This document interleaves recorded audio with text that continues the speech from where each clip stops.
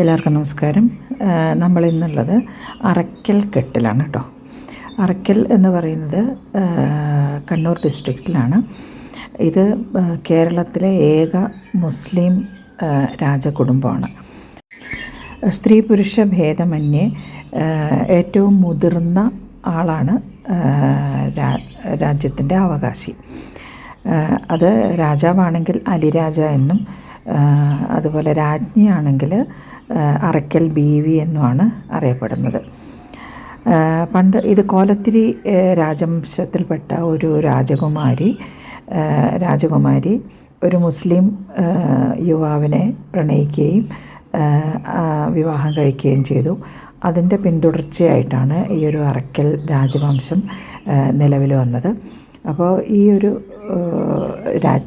രാജകുമാരിക്ക് വേണ്ടിയിട്ട് കണ്ണൂർ ഡിസ്ട്രിക്റ്റിലും അതുപോലെ ലക്ഷദ്വീപിൻ്റെ കുറേ ഭാഗങ്ങൾ, അതായത് അമേനി, കൽപ്പേനി, മിനിക്കോയ് തുടങ്ങിയിട്ടുള്ള കുറേ ദ്വീപുകളും അവർ കൊടുക്കുകയാണ് ഉണ്ടായത്. 18-ാം നൂറ്റാണ്ടിലാണ് ഈ ഒരു അറയ്ക്കൽ കൊട്ടാരം പണി കഴിപ്പിച്ചിട്ടുള്ളത്.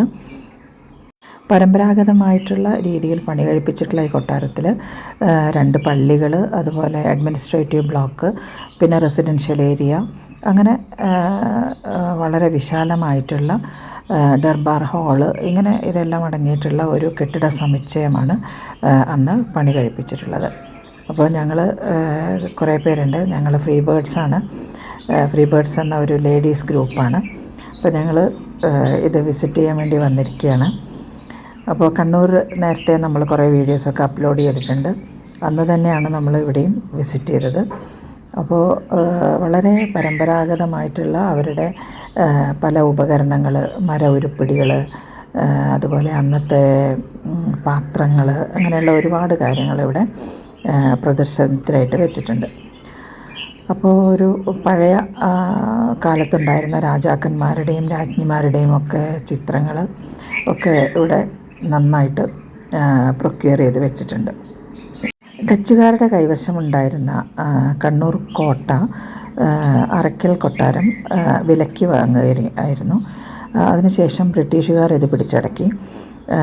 പോർച്ചുഗീസുകാരുമായിട്ടും ഡച്ചുകാരുമായിട്ടും അതുപോലെ ബ്രിട്ടീഷുകാരുമായിട്ടുമൊക്കെ ഒരുപാട് കച്ചവട ബന്ധങ്ങളുണ്ടായിരുന്നു ഈ അറയ്ക്കൽ രാജവംശത്തിന്.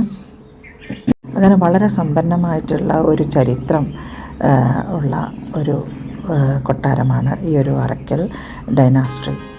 അപ്പോൾ ഹിന്ദുക്കളുടെ രീതിയിൽ തന്നെ ഇവരും മരുമക്കത്തായ സമ്പ്രദായമാണ് ഫോളോ ചെയ്തിരുന്നത്.